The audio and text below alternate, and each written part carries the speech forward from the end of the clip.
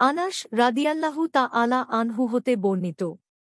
তিনি বলেন, রাসূলুল্লাহ সাল্লাল্লাহু আলাইহি ওয়াসাল্লাম বলেছেন, তিনটি বিষয় ঈমানের মূল ভিত্তি বা স্তম্ভ।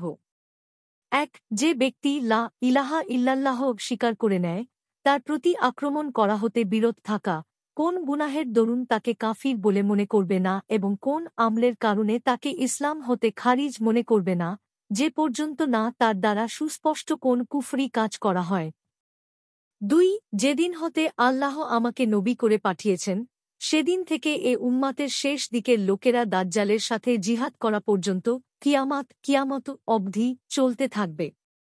কোন অত্যাচারী শাসকের অবিচার অথবা কোন সুবিচারী বাদশার ইনসাফ এ জিহাদকে বাতিল করতে পারবে না। এবং ৩. তাকবীরের প্রতি বিশ্বাস।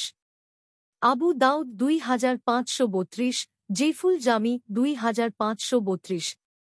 কারণ এর সানাদে ইয়াইদ বিন আবি নাবশাহ নামে একজন অপরিচিত রাবী রয়েছে, যদিও হাদিসটি অর্থগতভাবে সহিহ। মিশকাতুল মাসাবিহ ৫৮। হাদিসটির মান জয়ীফ।